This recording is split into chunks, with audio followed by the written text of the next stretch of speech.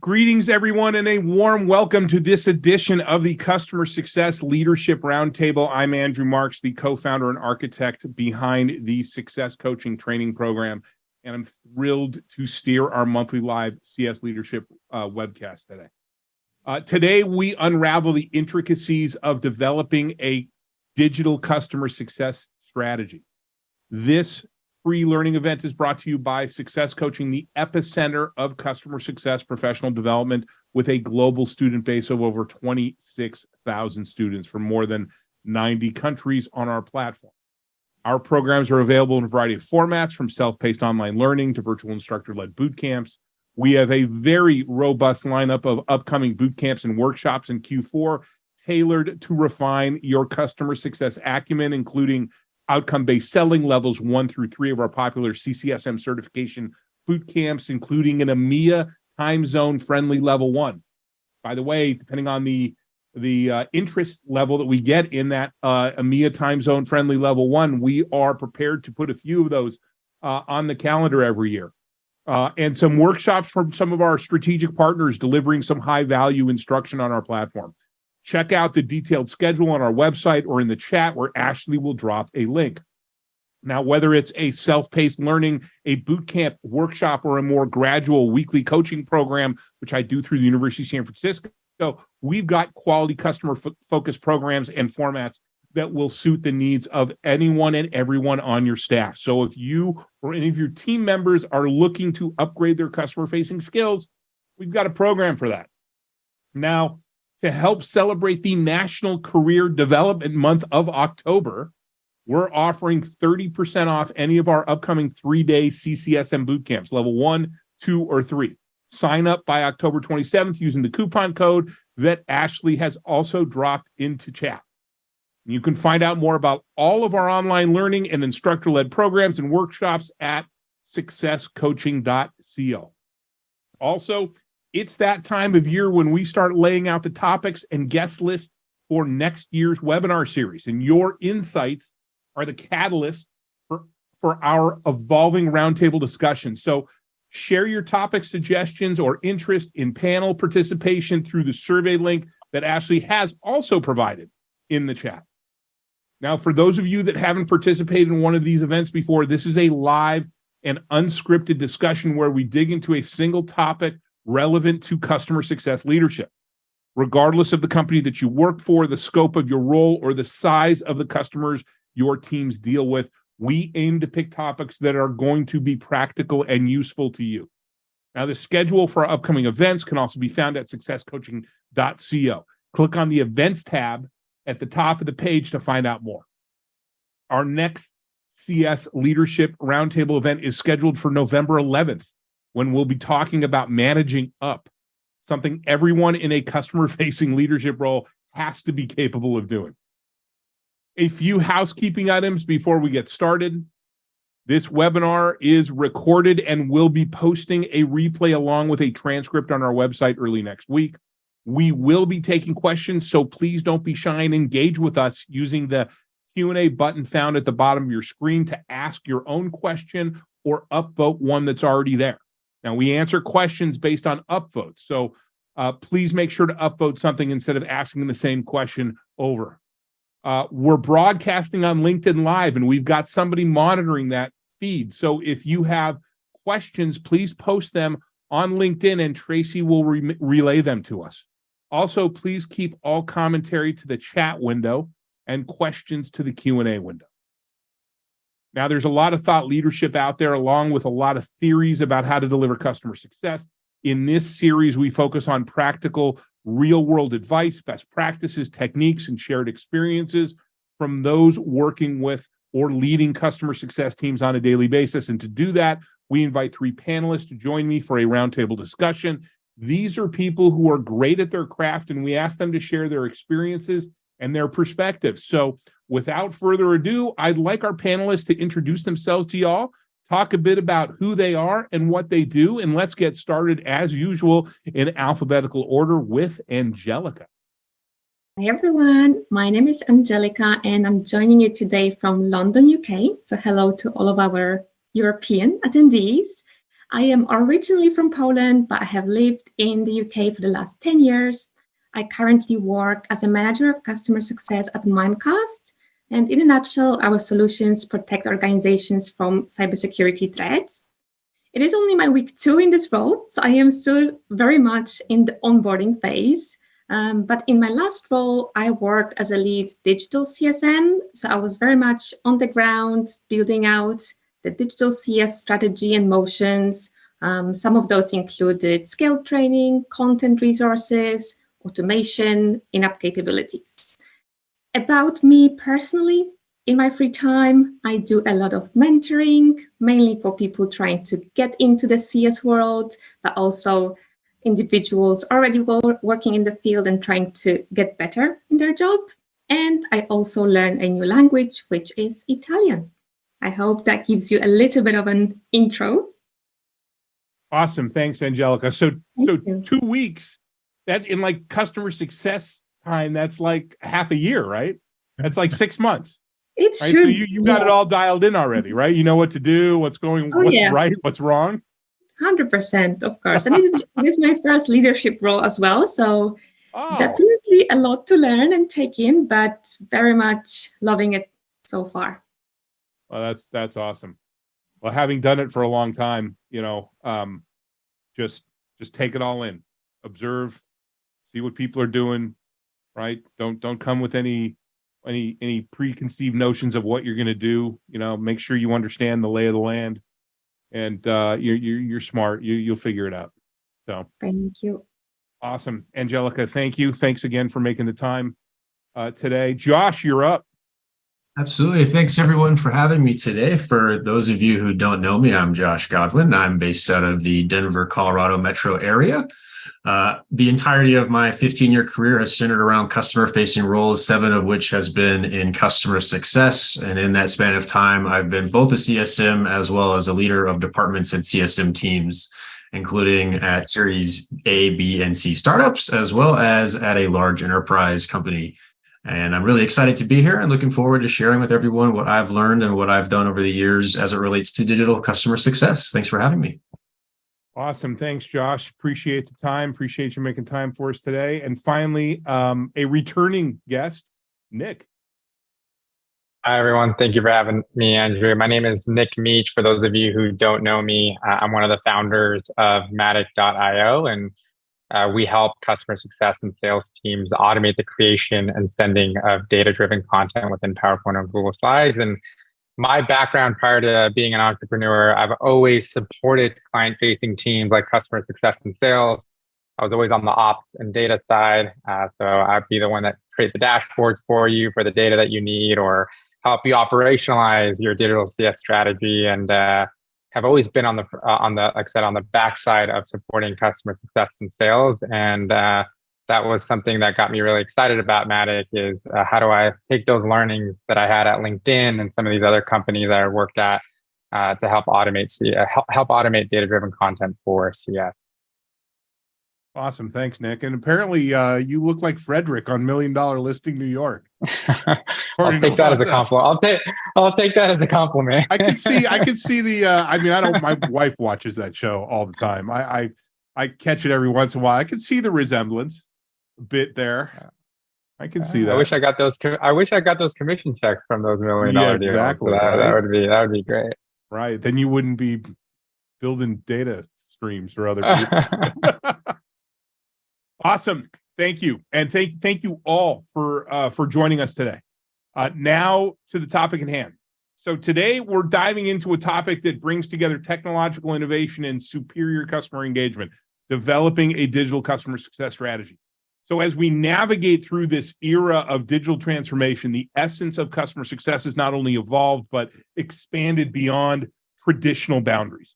Our quest for ensuring customer satisfaction and driving value has brought us into a realm where digital tools and strategies are no longer a luxury, but a necessity. Digital customer success isn't a one-size-fits-all approach. It varies across different organizations and industries. And the advent of digital has completely transformed the role of customer success, presenting new opportunities and challenges. Artificial intelligence, for example, using tools such as ChatGPT, Bard, and Anthropic has truly revolutionized customer success strategies. And these tools empower us with valuable customer insights, proactive engagement, and personalized experiences that seamlessly blend the digital world with a human touch, making customer-facing roles more efficient and effective in their work. In limited time we have today, we're going to literally just be able to scratch the surface of the world of digital customer success and discuss some of the many ways it impacts organizations.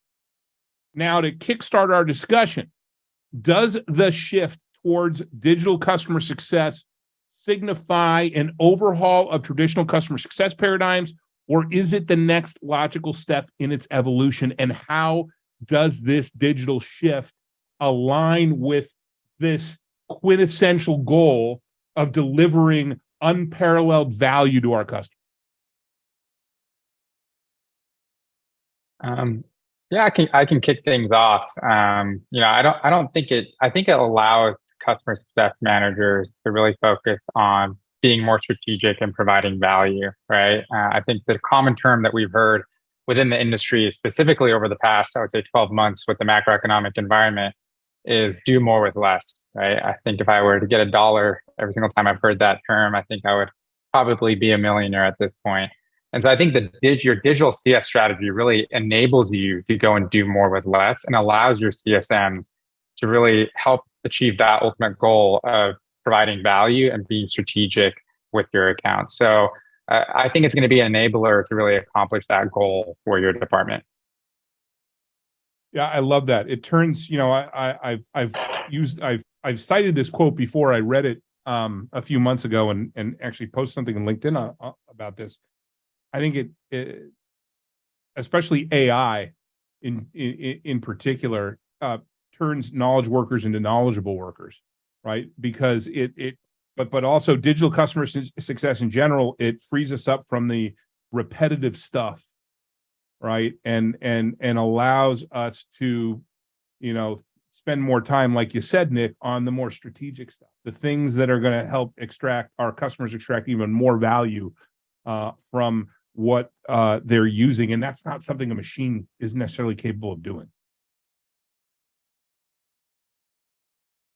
Yeah, I completely agree with what Nick had to share. I mean, I think back to my time as a CSM where, taking notes is obviously an important facet of the role, but the follow-up activities and the consolidation of that information into your CRM system. I mean, my goodness, having a tool like Gong back then when I first got into customer success would have been so amazingly valuable, because then, like Nick said, I can focus on strategic, value-oriented conversations instead of things that are more tactical like that. Yeah. So, what does digital customer success mean? What does it mean to each one of you? Angelika, what does digital customer success mean to you in your, and I realize you've only been there for a couple of weeks and you're just getting started there, but in the past, what does digital customer success mean to you? Sure. I think when we think about the benefits of the digital customer success strategy, it's really not just about your end customers, but it's also about your teams, like Nick and Josh have already said. And also, at the end of it, it's also benefiting your company. But really, to me, when I think about digital customer success, is about creating that data-driven customer success approach, where you are prioritizing those digital and scaled engagements. I like to say that for me, digital customer success strategy is not just digital only, it's digital led, because we very much still need that human interaction in the customer success world. But of course, in today's world where customers' expectations are changing, they actually not only want, but they expect more and more of these self-service digital interactions. So I think this is where us in this digital customer success world, we have to really fight for making sure that we are visible and we are trying to be seen as an important function for really any organization. Yeah. So sorry, Josh, go ahead.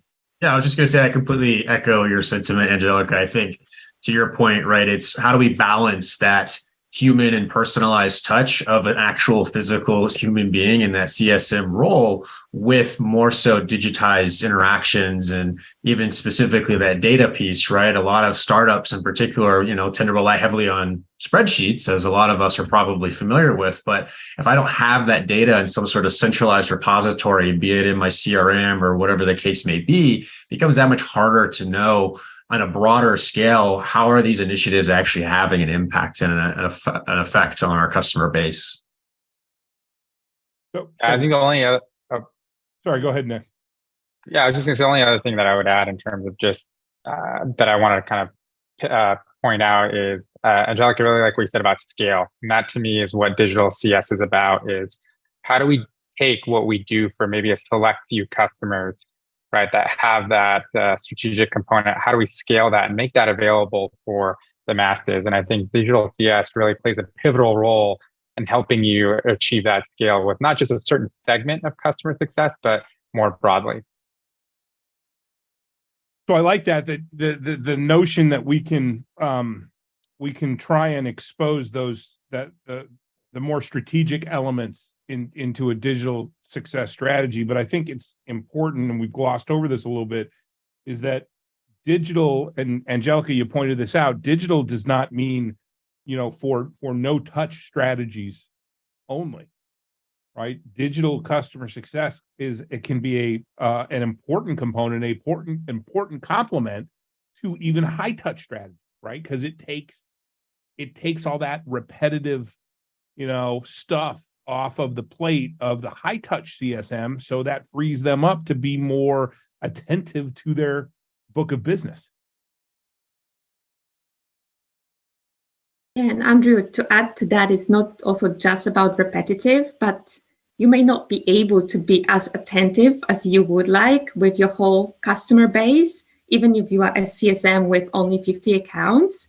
So if you are able to set up maybe some automations or have content resources in place that you can easily send to your customers when they need that quick answer, that's really where you get a huge benefit from it as well.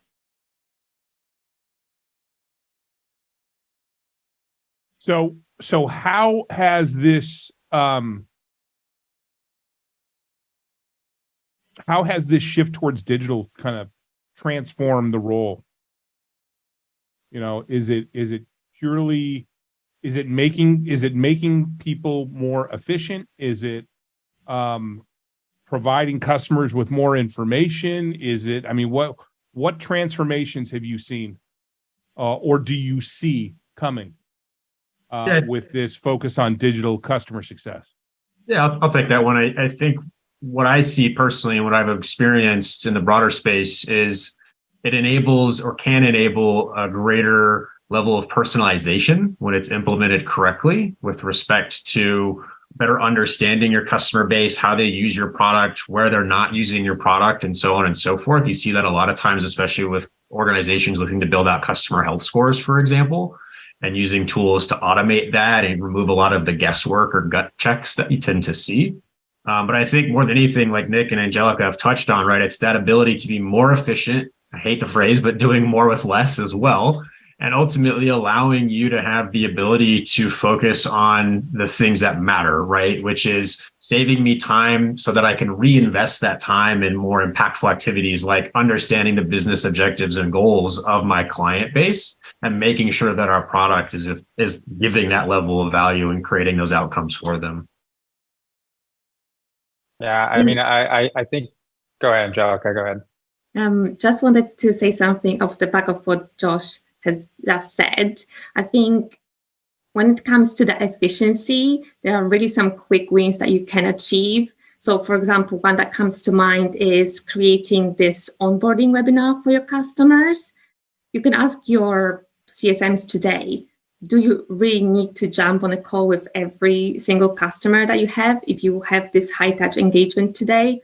Or would it actually make sense to invite them to a webinar where they can spend half an hour with one CSM and they also meet maybe a group of other customers at the same time? So you are not only benefiting your customers because you are giving them already those answers that they would initially need from you, but you are also helping your team save that time. Yeah, that's a great idea. I love the open office hours concept as well, where you're inviting multiple customers to come and get help from you, and then they can also share best practices like you alluded to. Yeah, I have a client, a leader who went through a coaching cohort a couple of years ago, and she was having this challenge. Her team was having a time challenge, and she explained to me that every new customer that came on board, they would do a one-on-one training, right? They would do this 90-minute one-on-one training, and I said, well, how much of that training is really generic across all these new customers? She said about 60 minutes of it. And I said, well, you need to start doing exactly that. You got to start doing these webinars, right? And so you do these webinars once a week, pick a topic, or you do an intro webinar every week for every new customer, and then have your CSM spend 30 minutes, answering specific questions, do a one-on-one that way, right? And it literally took 2/3 of the time, gave them 2/3 of their time back. They went from spending 90 minutes with every new customer to spending 30 minutes with every new customer. I mean, it's huge driving efficiency. Yeah, we had a similar challenge in my past role where we were able to cut the onboarding time basically in half through those training sessions that CSMs were previously doing, just by using a tool like app queues and embedding in an in-app walkthrough of the app itself. Whereas that was all previously done on a one-to-one basis, CSM to customer, and it just didn't scale. But I think, as we talked about, that's really the kind of, from my standpoint, the whole purpose of digital customer success is scalability and efficiency, and making sure we maximize the use of those resources as best as possible when they're usually constrained, especially right now, like Nick said. So, Nick, what key elements should a company consider when they're developing a digital customer success strategy? Yeah, I don't think there's like a one size fits all. I think we tend to fall into that trap. So I think the first thing is take a step back and really understand what your motion is today, and really have a good understanding of the interactions that you have with your customers, right? Whether all the way from the entire life cycle, right? Pre-sale to the handoff, from the sales rep, onboarding, value realization, renewal. And so I think really having that well-documented understanding what those touch points are, because it's different for everybody. There are some commonalities, but really understanding that is probably step one.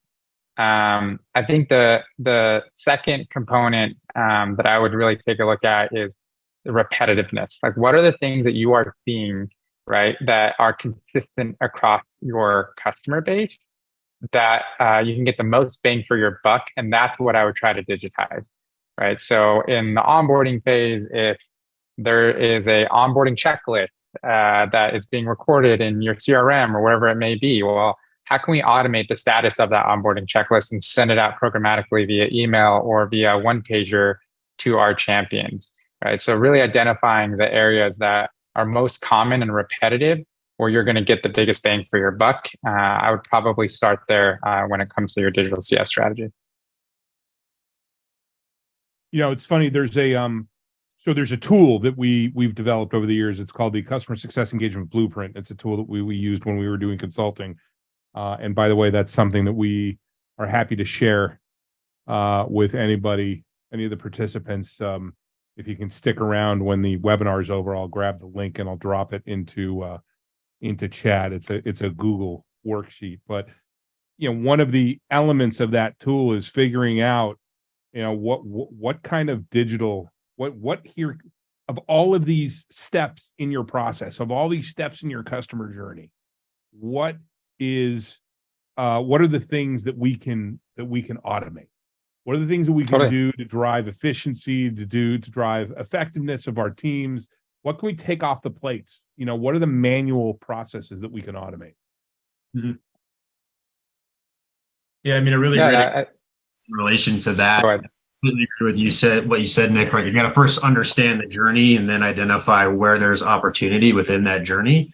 But a great example of what you were just describing, Andrew, is Hey, we release updates to our product. I've worked with many a CSM team where the CSMs are individually sending out that communication to their customers, copying and pasting email addresses. That's a great example of a small thing that you can easily automate with a variety of tools, right? So again, look for those opportunities where you're seeing that manual effort that's invested, that's still valuable to your teams and to your customers, and then try to work backwards from there. But you're lucky you actually worked in organizations where they let you know ahead of time that the update was coming out. Hit or miss. Impressive. Hit or miss. It's not always there, I promise. I have plenty of examples of being surprised. Wait a minute, it does what?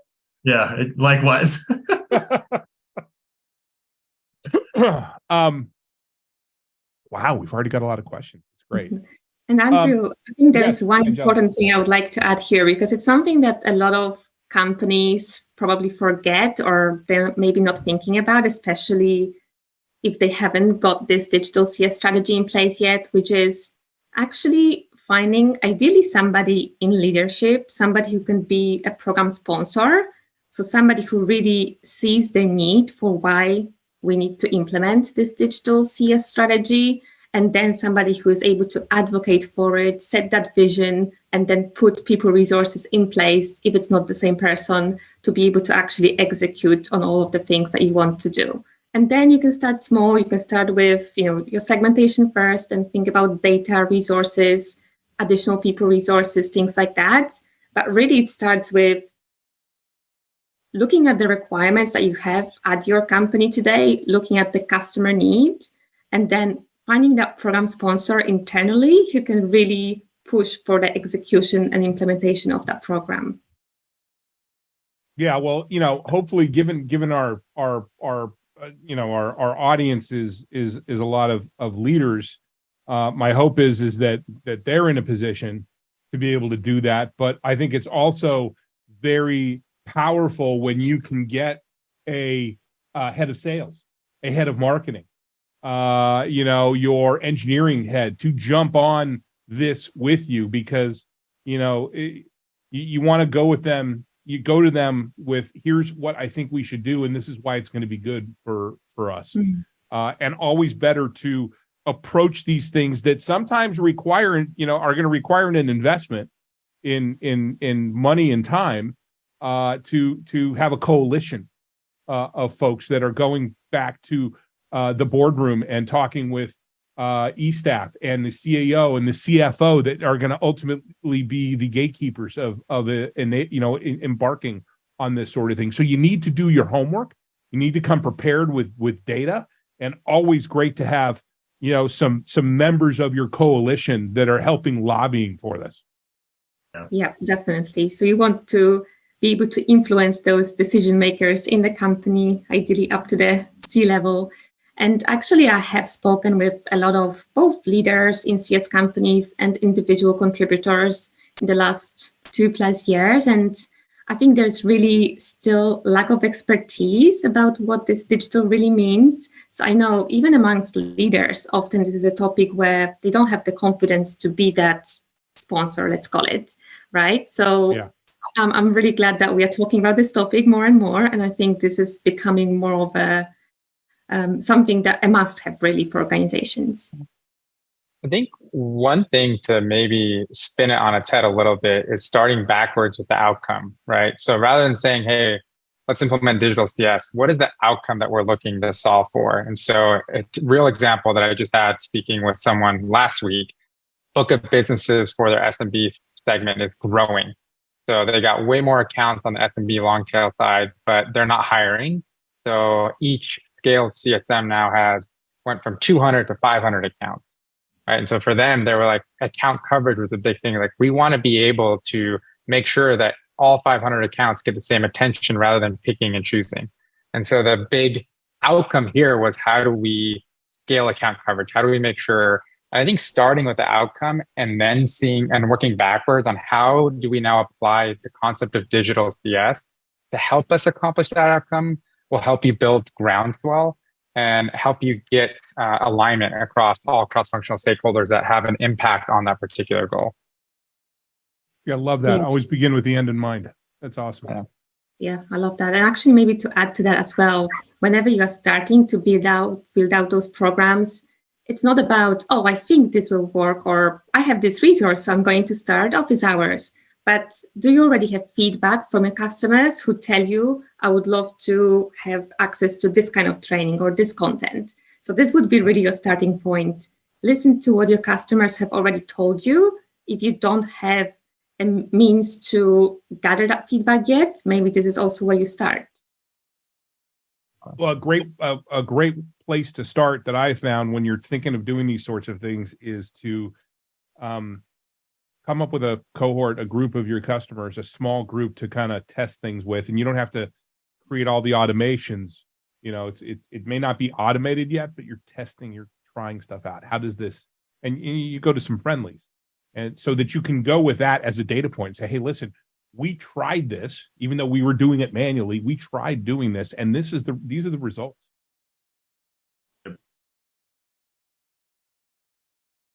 How about we take some questions? Unless there was anything else that y'all wanted to share with the group. Yeah, we've got 13 questions queued up, or 14. We do. We have 14 questions queued up. So, and just a reminder, folks, we will stick around. We're here till 1:15. So we will get through as many questions as we can. And hopefully, if you can stick around until 1:15, we'll answer your question. If not, if you got to leave at the top of the hour, the recording of this webinar will be available early next week on our website. All right. So let's see. Our first question comes from Kimberly. Kimberly, good to see you. Kimberly, and this is the highest upvoted question. Kimberly asks, when implementing office hours or group onboarding, what are your favorite ways to parse out the more general topics versus topics that are more specific to clients or even confidential? Who wants to jump in on this one? I'll go ahead and start, kick things off. Kimberly, I think the most important thing here is to have conversations and ask some various probing questions of your CSMs, right? Or whoever it is that is having those conversations. They should and likely do know better than anybody as to what are the recurring themes or topics or questions that customers have at that particular moment in their customer journey. Another way that you could do that, which I would strongly encourage, but not everybody has this resource, is if you do use a call recording tool, for your customer interactions, listen to those calls. Take time yourself and the cohort that's responsible for this digital CS strategy to listen to those interactions, or at least review the transcripts to see what those things are yourselves. Thirdly, this is what I've done myself. I'll host and facilitate those training sessions for a period of time with those new customers so that I can also identify those themes on my own self from my own exposure to them. I also think looking at some of the most popular elements of your product or your service, some of the most commonly used aspects of what you have to offer is a good way of organizing those webinars. Like if you're a marketing automation platform, you're going to probably want to host something on here. We're going to create an email drip campaign, right? Yeah. So it's common. It's something that's common that a lot of your customers are typically going to use or take advantage of, and so organize kind of those office hours around something like that. Yeah, ideally, if you have a tool, maybe say like a Pindo, for example, that can help you identify those usage areas of your application, that's a great place to start, right? See what's most used and work your way down from there and prioritize accordingly. Sorry, Nick, we both. No, I was literally just going to say what Josh just mentioned. I think looking at the data is a great starting point as well, where you can see where the highest usage areas are within the product and least, right? And maybe you work backwards instead of with the highest. Like, what are the parts of the app where people are not using, and let's focus there, right? So I think looking at the usage. And one of the things I love about customer success is customer success has its hand in all the cookie jars, so to speak, right? We work with product, we work with engineering, we work with sales. And I think when it comes to identifying these things, bring in your cross-functional stakeholders like product, who has an influence on how to do onboarding within the product itself and what are the things that they should be productizing. So once you do get to that level, I do think it's great to incorporate product or whoever it is that's on charge of that, so they can see, hey, what are the things that you guys are doing on a repeated basis? Is this something that we should dedicate engineering resources to put inside of our product and scale your guys' time? Yeah, another idea, and I completely agree with that thought there, Nick, is work with your product support team, right? They likely have a great understanding of what the bulk of their inquiries are with respect to different areas of the product. So you could reference that ticket data and say Zendesk or Intercom or whatever tool it is to say, these are the things that drive the majority of our support tickets. And they're really just general Q&A type things. Maybe we can automate that somehow through the product, through webinars or whatever the case may be. I like what Eric put into chat. Aligning is another great idea. Aligning your webinars or office hours with the persona. So if you have different personas that are using your product, an admin versus an end user versus a leader that's just maybe going to do reporting, that you organize your office hours around that. Also, what popular new functionality is being released? By the way, that's a great opportunity for us to move away from the I'm just reaching out to check in, which is a horrible practice, and to the, oh, by the way, we released this piece of functionality that I think you'll be interested in, right? With the key there being that you're reaching out just to the groups of customers that you think that functionality is going to be that it's going to be most interested in. Anything Absolutely. else to add? I think those were all great ideas. Awesome. Let's move on. And Kimberly, thank you once again for the question, and thanks for showing up. Our next question comes, wow, we got lots of questions. Awesome. Our next question comes from AJ or Ajay. Apologies if I mispronounce. AJ. What are the panelists' thoughts on how to drive and build a personal working relationship with digital-only customers? At my last company, we had a group of digital-only customers. CSMs and marketing struggled to better understand the people and personas and needs behind the email address. And Angelika, looks like you want to jump in on this right out of the gate. So what have you got to say to AJ? Yeah, so firstly, I would challenge you to think what you mean by a personal working relationship, because I think typically in this digital-led model, you are trying to remove a lot of this like personal one-to-one interaction. If this is something that is so important to you, maybe you need to think about some mechanism to have more of that. However, I think maybe what you mean here also is around personalization and how to make sure that the customer on the other side is feeling somehow connected to you. So I think here, one easy thing to implement would be, for example, when you are sending any resources to your customers, include the faces of people on that team. So you are mentioning you had CSMs, digital CSMs, I believe. Include their faces or mention their names. Make sure that the end customer feels like they are receiving communication from a human. It's not just a very mechanical, this automated message that they are seeing. And you also mentioned about CSMs and marketing struggling to better understand the people and personas behind the email address. I think with that, maybe also need to put in some mechanism to understand those people better. So maybe you need some surveys depending on where the customer is in the journey. Maybe you need to jump on a call with a few customers to understand those different personas. So yeah, I think this would be a few call-outs for me. Anything to add, Josh, Nick? Yeah, Josh, Nick, please. I was going to say, I think one tactical thing that we've seen quite a bit is, this concept of let's say a one pager, right? Where you, a lot of people probably on the call use Spotify or Apple, right? You get that year in review at the end of the year where it's really personalized. It's your playlist. It helps you kind of connect with your music.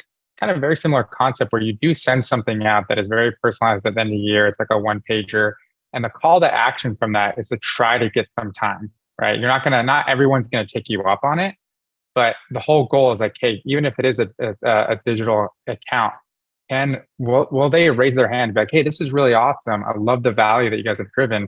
Would love to jump on a call to chat about how we can expand this. And that right there, I think, is the benefit of the digital CS strategy. It allows you to do those more strategic activities like doing a custom one call. But then as you do 10, 15, 20 of them, hopefully at that point, you're not only building a relationship, but then you're finding commonalities between those.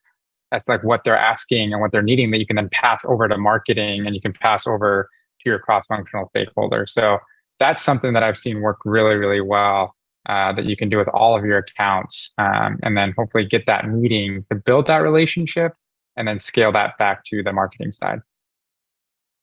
But I mean, let's be honest. You're not going to have a personal relationship with every one of your digital customers. Totally. It's not feasible. It's not a financially viable model. Right? The unit economics don't line up. Right? If anything, you're going to have, I mean, you need to capitalize on ones, especially the ones that could have upside, and you need to be smart about it. And we also want to express as much as possible how that a connection. I love, Angelika, your idea of throwing the faces into communications because it personalizes it a bit. Right? But I don't think anybody's suggesting that if you got a book of business of 250 digital customers that you're going to have a personal relationship with every single one of them. It's just not realistic.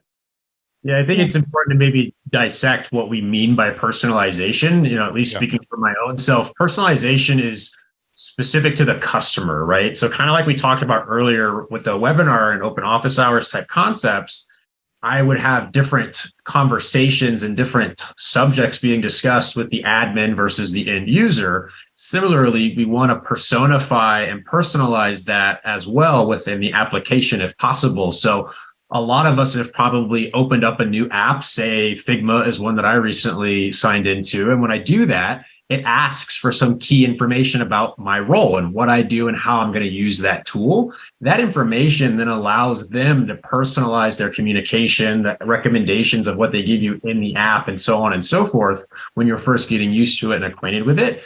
So that's another technique that you could potentially employ, although you've got to have a product and engineering team who sees the benefit and the value of instituting that workflow within the product itself. Yeah, I think the user, the persona-based personalization, if you can do it, is important. Awesome. Ajay, thank you for the question. Angelika, if you can hit a little done button there. We'll move on to the next one. Question from Nick on LinkedIn. Nick, thanks for joining us. Nick asks, with digital CS teams managing a large number of customers, what risk review processes or frameworks have you found work well at scale, both in terms of identifying accounts at risk and then aligning with the relevant account teams to formulate a risk mitigation plan? So if I'm understanding the question correctly, it's basically how do I identify risky customers through a digital strategy? I'd say the table stakes thing is, can you understand usage of your product, right? If I have a customer who's not using my product, right? The age-old analogy of the gym membership is one that comes to mind. I'm going to cancel that subscription. I'm not going to renew it if I don't use it. But I would start there, which is make sure you have the data available to understand how customers use your product. Aside from that, the only other thing that I could think of that's kind of applicable to any org, but ultimately it is specific to the org itself, is make sure you're able to identify what are those most valuable features in particular that are being used or not used, right? There tends to be the ability to analyze if customers use feature A, they renew at a 10% or 20% or higher rate than other customers, and prioritize those customers who aren't using that and aren't adopting that accordingly. Well, and back to my commentary about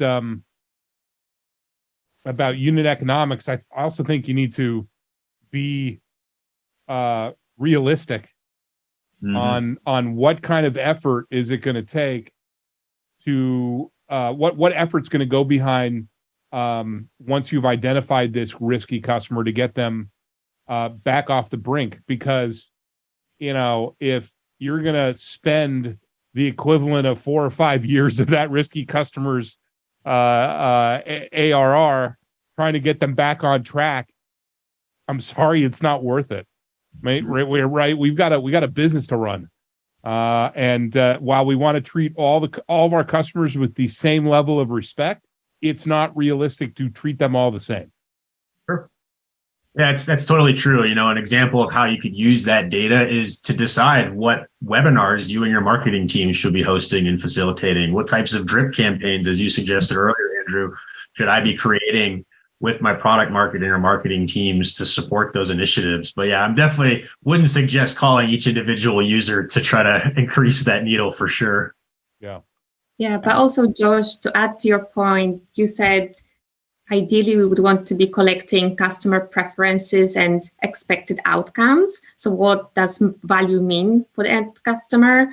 Now, if we collect those and we are able to have the data in place that tells us this customer is not achieving the outcomes or the value that they were hoping for, this is the clearest indication for you that there is risk and you should take some action, whether this starts with an automated email, maybe with some resources, or whether you have that strategic intervention from digital CSM.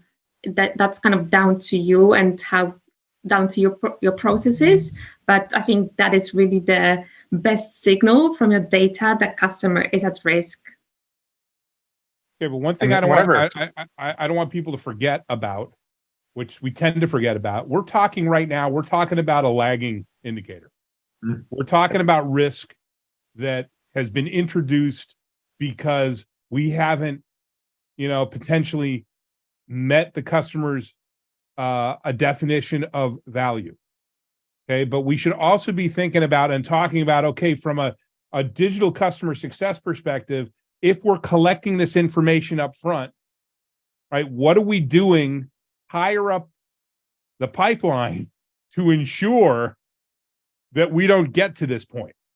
Right. So it's great to be able to firefight. It's great to be able to have a risk mitigate or a risk strategy when something pops up.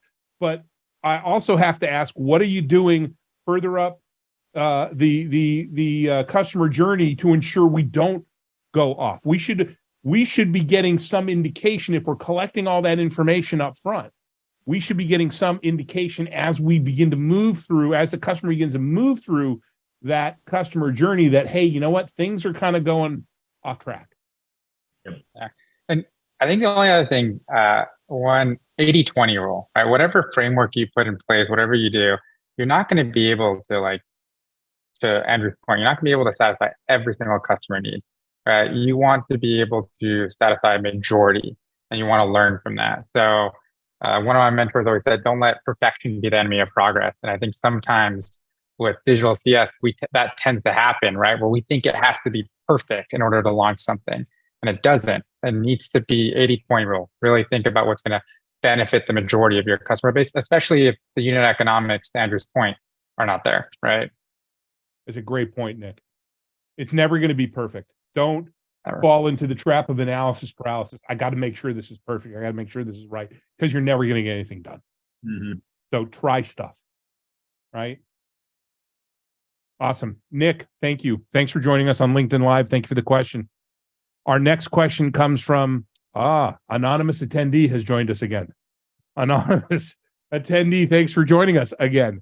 Anonymous attendee asks, how do you find the balance of not creating email fatigue for customers when the only touch point is digital? We already see that customers ignore the majority of marketing emails. So how can CS differentiate from this so we don't get lost in the mix? I definitely have something to say about this, but Angelika, you wanted to jump in on this first. So what have you got for so-called anonymous attendee? Yeah, maybe firstly, hopefully a short point from me. Make sure you work closely with your customer marketing team to make sure that you don't bombard your clients and just send them everything because you want to push your products, you want to push your events, things like that. But really listen to your customers and work on that email strategy together. But really, when it comes to the emails sent from customer success, try to make them as personal as you can. I already touched on that.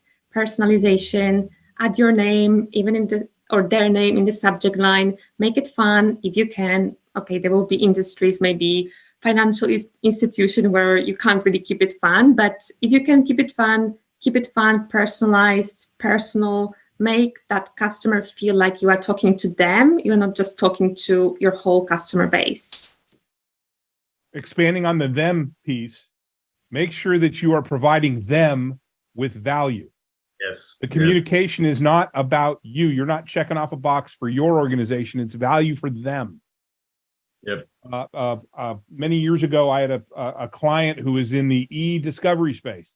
And one of the ways that we decided to reach out, change the way they were reaching out to their customers, was that we were able to segment their customers into the different types of legal domains.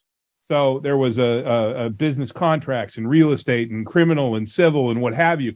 And so we came up with about a dozen different types of legal organizations that the company had customers with, and we created a newsletter which had certain components of the newsletter that were very specific to that legal domain. Yep. So, and one of those components was specific articles about that domain. So the real estate lawyers would only get 2 or 3 articles, but they were interesting articles that we felt that the real estate lawyers would be interested in reading. I'm sending this to you because I thought you'd be interested. And we wouldn't send the real estate articles to the civil attorneys, right? It required a bit of manual curation on a monthly basis, but we still automated the delivery of that. And it was incredibly powerful. It was incredibly impactful. People looked forward to opening the newsletters and clicking on those links, and we were able to track all that, right? Remember, sending them an email, whether it's marketing or customer success, you need to understand the customer's perspective, right? You need to empathize with the fact that they've got a ton of crap on their plate. And the last thing they need is a bunch of your emails filling their email box if there's no value for it for them. Yeah, I completely agree with that. Same approach I took in my first customer success role was we've got to segment and cross-segment. So I worked with federal government agencies and IT professionals in those agencies, and I could send them all things relating to the federal government, but I couldn't send them things that are relating to DevOps if they're maybe in a completely different space in the IT organization. So yeah, it's really important to use that as a personalization technique as well. One thing that I'll add, and then Nick, sorry, I didn't mean to cut you off, is this can be a good thing. It can be a bad thing. But if your emails are coming from a generic email account, that's a great way for your customer to just immediately assume that this isn't really personalized. This isn't really relevant to them. And it's just an email blast through whatever tool you use, be it HubSpot or similar. So it could be worth considering using a personalized, individualized email account in those situations. But again, you have to be careful with that unit economics piece, as well as just the resource constraining activity that may turn into. I mean, it's similar to the high touch model, right? We tell our high touch CSMs when they go and meet with a customer via in-person or Zoom, that valuable time that you have with the customer, make sure that you're bringing something to the table that's adding value to it. That strategy should not change with digital, right? It's just a mechanism versus an in-person meeting or a Zoom call versus an email, but the outcome is the same, right? As Andrew pointed out. You still want whatever email that you send out to be valuable. And I think the personalization is what helps you add that value, whether it's by persona, whether it's by, like I said, making sure it's coming from the CSM's inbox rather than having it come from a generic marketing platform. I think all of those things help contribute with value. 100%. Awesome. Thank you, anonymous attendee, for your question. All right.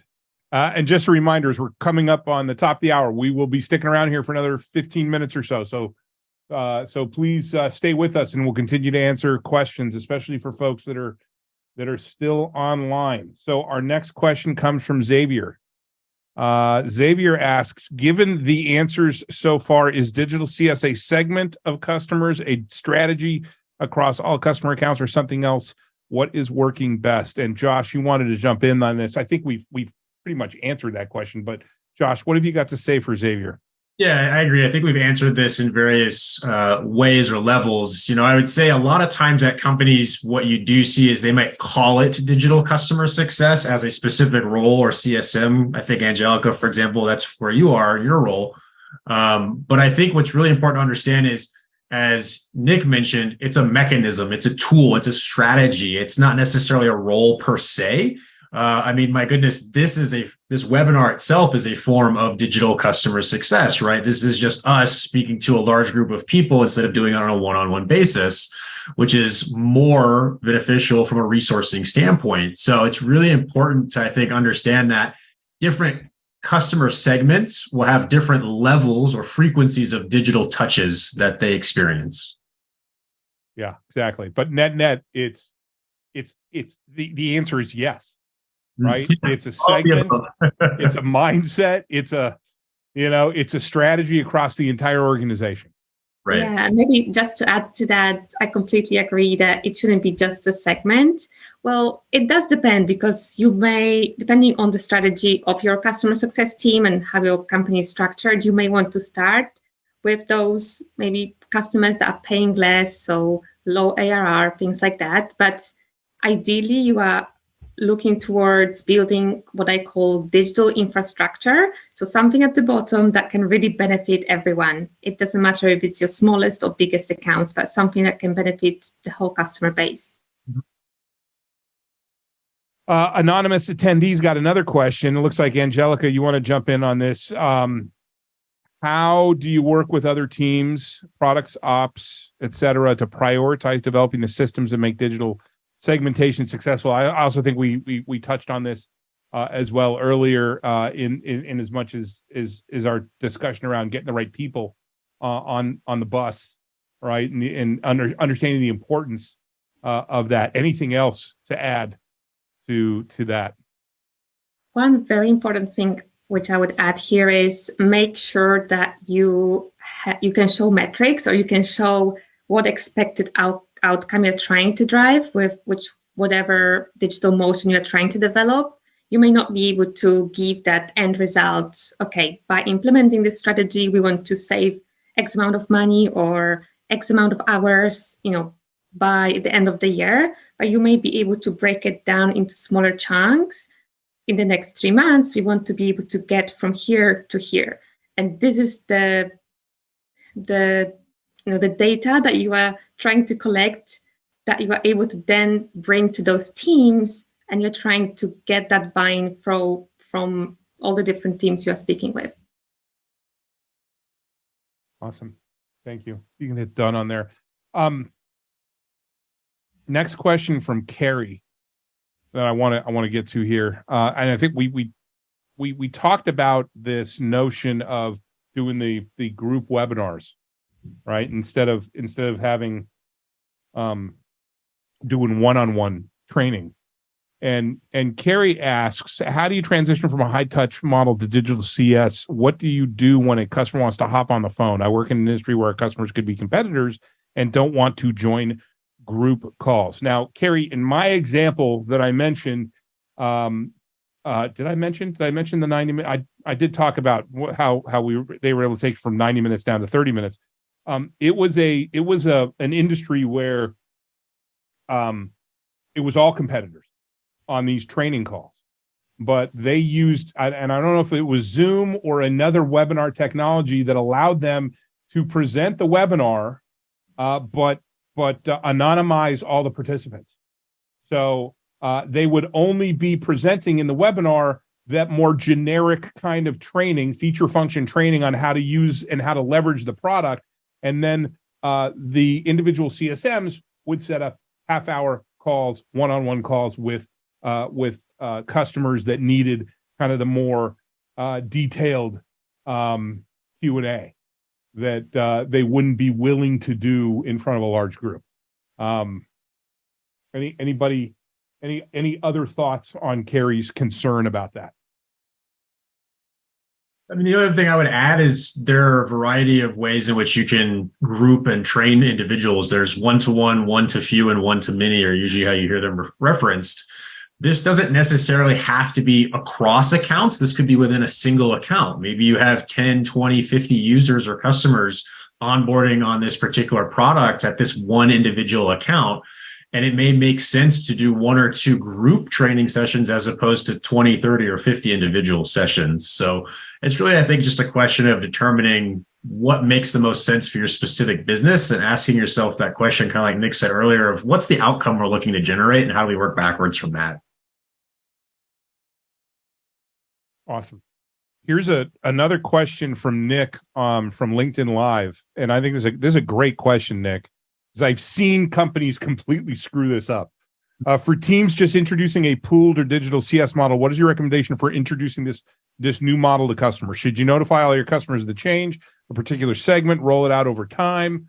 I have seen just utter failure of this, not having a strategy, not thinking it through, not sitting down with marketing and coming up with copy, not test marketing it to a group of folks. Personally, I think you need to really think this through. You need to think about how you're going to communicate it. You need to come up with scripts for all your customer success managers. And I think you need to roll it out over time. I think you need to test the waters so that you can get the communication down. More times than not, I have seen just a complete goat rodeo when trying to do something like this. I don't know about the rest of you. Have you ever experienced this as a customer, or have you ever had to do this as a customer success leader? I've never experienced it as a customer myself. I have had to do it as a customer success leader. I completely agree with what you just shared, Andrew. You know, if you're not hyper intentional and incredibly careful with the way you communicate this and articulate this, it's a great way to have a terrible end to a quarter, if not multiple quarters, with respect to your retention and revenue growth numbers. But yeah, A/B testing, segmentation, doing it maybe 10% of a chunk of a customer base at a time. Those are going to be really the ways that you have to do it. And I do think rolling it out over time is a necessity. Absolutely. And to add to that, when you are ready to communicate, make sure that you are positioning it in the right way. So you don't have to make it sound like they are getting a worse service because they are going to be getting mostly digital interactions, but bring up those positive points. So, you know, we will be sending you digital, we will be communicating with you for digital channels, but because of that, you will get your answers quickly. You will get the answers when you need them. So you have 24/7 access to our community, for example. You can get it in the format that you want, community, video, articles. So it's about bringing all of those positive points that you have around your scale strategy. Or it's about communicating the with them, right? The what's in it for me. What's in it for me is the customer. Yeah. And I think as you approach this sort of thing, the strategy, the communications, all of that stuff, you need to be thinking from the perspective of the customer. If I'm a customer and I'm going from a medium touch, low touch, or even high touch model to a digital touch, how is that? Just think about it from my perspective. How am I going to feel about that? And be prepared to address that. Mm-hmm. Too many times I've seen organizations not do the homework, not think it through. Yeah, my experience scrambling, right? I tend to think about what's in it for us as a business, right? Yep. And you can articulate that to your customers, but that's not going to go over well. That's for sure. Yeah. My response usually is, that's not my problem. Right. Yeah. Customer, right? That's not my problem. I'm paying you. Yeah. That's not my problem. That's your problem. You did not communicate this well. It actually happened to us. It happened to us with one of our primary vendors, one of the core vendors of our platform. And we just got an email one day saying, hey, and we had a dedicated CSM. Hey, I've been removed and we're moving to this pooled model effective next week. And as you might imagine, for what we do, we were very vocal. We were not happy, and we were more than happy to share our perspective. And we used it as a teaching moment for this particular vendor, which will remain nameless at this time. Awesome, Nick. Thank you. So we've got another question off of LinkedIn Live from Sarah. And Nick, looks like you want to jump in on this. This is a great question. How does digital or scalable CS impact churn and retention? I think it has a massive impact. So I think starting on the bad side, as you guys, the previous question that we just answered, right? Like if you do it incorrectly, it could have an impact on churn, right? Depending on what you showcase, depending on where you start.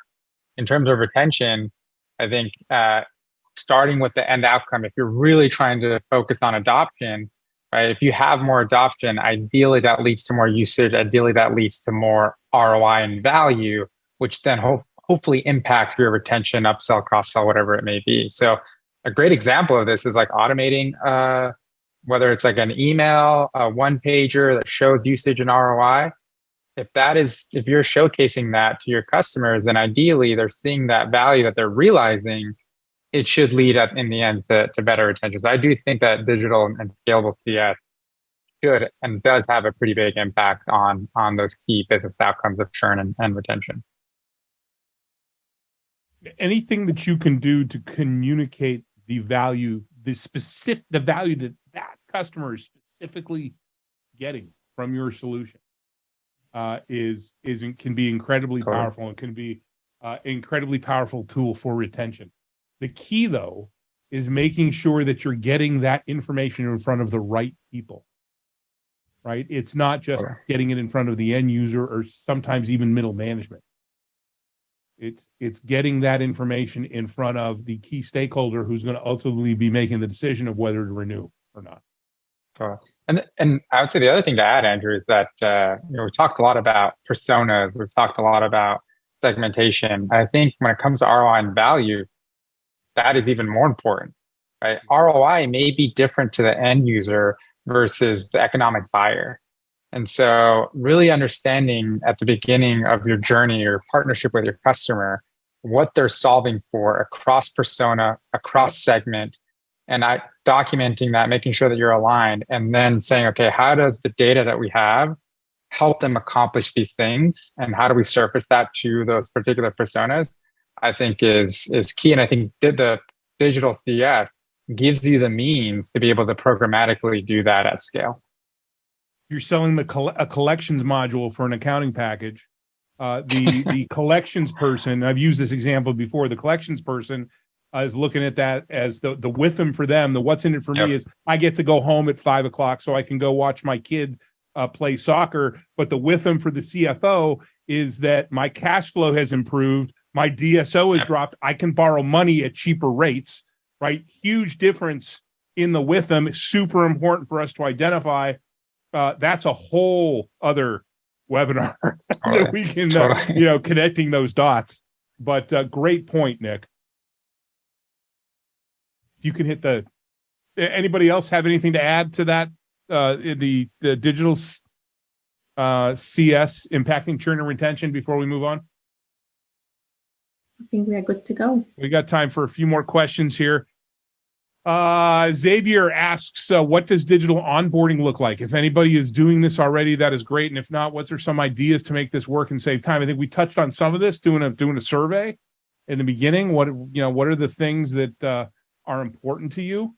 Help us, some way of capturing what the desired outcome looks like. Things like online learning to enable. What other things? Has anybody been able to use some sort of tool to drive adoption, help drive adoption? So something that to manage change. Oh, change management tools. Yeah, those are. I mean, driving adoption is not teaching them how to use the product. Driving adoption is an effort in change management. So I'm wondering if anybody's used a tool or some sort of digital, some sort of automation to help kind of drive that outside of just poking people. Hey, are you using this? Are you using this? Right. Yeah. I haven't seen one yet myself. Yeah, I don't think so. But for us, my previous role, we had this nice onboarding series that would go out to customers depending on the service package that they were on. So it was tailored by package. You could tailor it even more by persona, industry, depending on what your data allows. And of course, you have to make that content relevant to them. So it can't be just a bunch of 20 links with everything. You are trying to, again, be as personalized as you can with that communication.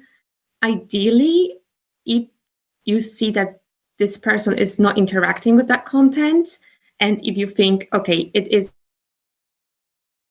really crucial for them to interact with it, maybe at the end of that email series, you have that human check-in, that human touch point, at least to see, is there really a risk at this account? Do I need to reach out to them one-to-one and maybe go through some onboarding resources with them or invite them to a webinar personally?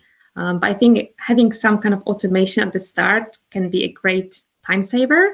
And then again, that onboarding webinar or office hours that we mentioned, another great way. So it really depends on the resources that you have, people, data, resources, tools. Like we said, there's no cookie cutter approach to this. Right? Exactly. So, but the key is try stuff. Try stuff. All right. I think we got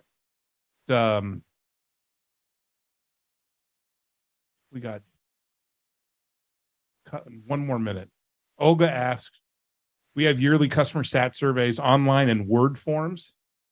Or 90% are filled online and only 10% in paper form. Do you think we should use online form only or still support and send Word forms?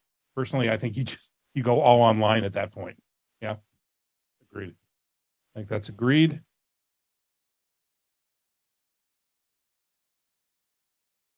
Well, this last question. I think in itself is we could spend another half hour on this. How would you automate or apply digital CS when the customer base is fond of in real life, in-person content and scared of technology? Yeah, kind of tough. Well, roll it out. I think going back, it's one of those things where don't do it. Don't go from in-person to complete digital overnight. Yeah, right. Start teasing a few things. Yeah, make it gradual and see how they respond. You never know, right? So going back to testing and iterating, start small and then adapt as you get feedback. Yeah, I've told this story before in this webinar. I worked interim head of customer success at Voxer, which was an over-the-top push-to-talk, walkie-talkie type of application, like the old Nextel phones, but it was device and carrier agnostic.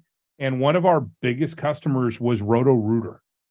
Okay, and it was, the North American Roto-Rooter organization, and so basically they were rolling out smartphones to plumbers who this was their first smartphone, right? These are blue collar workers who were used to using flip phones, and we started out very simple. We basically created a 2-page back-to-back document in PDF with pictures that said, here's how you use it. Click here to do this, click here to do this. We made it very simple. And we told all of the Roto-Rooter locations to print this out and give it to people so that they could fold it up, put it in their truck, stick it in their locker, what have you.